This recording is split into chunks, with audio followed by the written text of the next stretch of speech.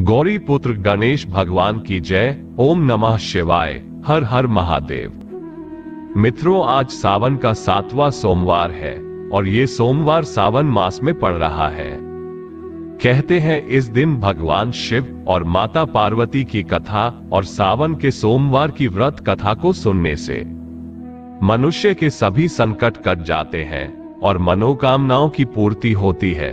अगर आपकी कोई मन्नत पूरी न हो रही हो या फिर तमाम प्रयासों के बावजूद आपको करियर में सफलता न मिल रही हो या व्यक्तिगत जीवन में परेशानी चल रही हो, अगर आपको कोई भी दिक्कत हो तो परेशान होने के बजाय अब के सावन सोमवार का व्रत करके ये बताई गई व्रत कथा का पाठ करें। मान्यता है कि सावन सोमवार के दिन अगर व्रत रखकर इस कथा को सुना जाए तो जातकों की मनचाही मुराद पूरी हो जाती है। तो आइए मित्रों, सुनते हैं इस पावन व्रत कथा को। एक बार के समय एक साहूकार था जो भगवान शिव का अनन्य भक्त था।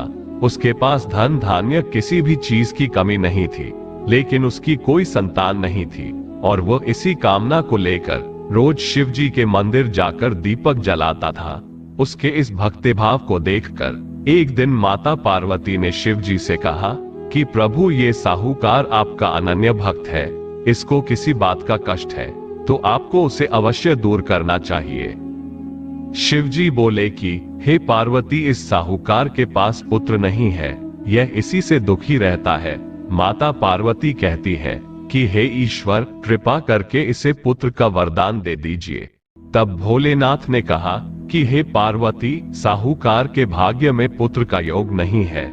ऐसे में अगर इसे पुत्र प्राप्ति का वरदान मिल भी गया तो वह केवल 12 वर्ष की आयु तक ही जीवित रहेगा।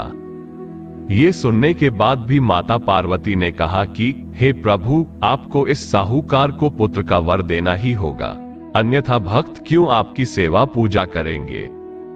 माता के बार बार कहने से भोलेनाथ ने साहूकार को पुत्र का वरदान दिया, लेकिन ये भी कहा कि वह केवल 12 वर्ष तक ही जीवित रहेगा। साहूकार यह सारी बातें सुन रहा था, इसलिए उसे न तो खुशी हुई और न ही दुख। वह पहले की ही तरह भोलेनाथ की पूजा अर्चना करता रहा। उधर सेठानी गर्भवती हुई और 9वें महीने में उसे सुंदर से बालक की प्राप्ति हुई। परिवार में खूब हर्षोल्लास मनाया गया, लेकिन साहूकार पहले ही की तरह रहा और उसने बालक की 12 वर्ष की आयु का जिक्र किसी से भी नहीं किया।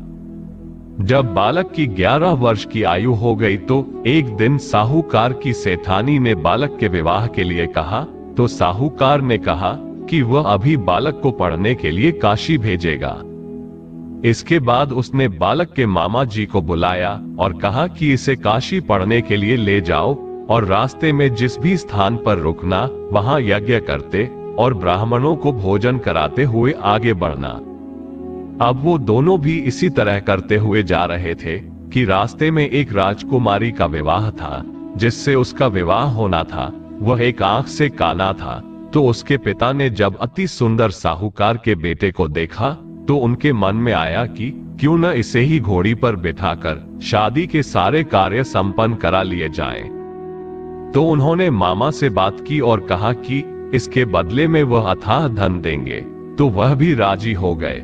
इसके बाद साहूकार का बेटा विवाह की बेदी पर बैठा और जब विवाह कार्य संपन्न हो गया तो जाने से पहले उसने राजकुमारी की चुनरी के पल्ले पर लिखा कि तेरा विवाह तो मेरे साथ हुआ, लेकिन जिस राजकुमार के साथ भेजेंगे वो तो एक आंख का काना है। इसके बाद वह अपने मामा के साथ काशी के लिए चला गया। उधर जब राजकुमारी ने अपनी चुनरी पर यह लिखा हुआ पाया तो उसने राजकुमार के साथ जाने से मना कर दिया। तो राजा ने भी अपनी पुत्री को बारात के साथ विदा नहीं किया। बारात वापस लौट गई। उधर मामा और भांजे काशी पहुंच गए थे। एक दिन जब मामा ने यज्ञ रखा था और भांजा बहुत देर तक बाहर नहीं आया तो मामा ने अंदर जाकर देखा तो भांजे के प्राण निकल चुके थे। वो बहुत परेशान हुए, लेकिन सोचा कि अभी रोना पीटना मचाया तो ब्राह्मण चले जाएंगे और यज्ञ का कार्य अधूरा रह जाएगा। जब यज्ञ संपन्न हुआ तो मामा ने रोना पीटना शुरू किया। उसी समय शिव पार्वती उधर से जा रहे थे तो माता पार्वती ने शिव जी से पूछा, हे प्रभु, ये कौन रो रहा है? तभी उन्हें पता चलता है कि ये तो भोलेनाथ के आशीर्वाद से जन्मा साहूकार का पुत्र है।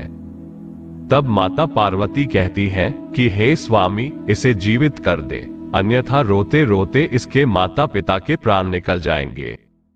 तब भोलेनाथ ने कहा कि हे पार्वती, इसकी आयु इतनी ही थी, सो वह भोग चुका। लेकिन मां के बार बार आग्रह करने पर भोलेनाथ ने उसे जीवित कर दिया।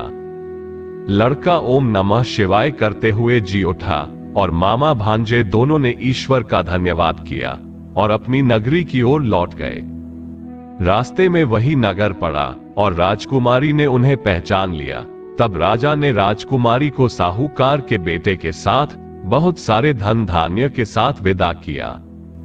उधर साहूकार और उसकी पत्नी छत पर बैठे थे। उन्होंने ये प्रण कर रखा था कि यदि उनका पुत्र सकुशल न लौटा तो वह छत से कूदकर अपने प्राण त्याग देंगे।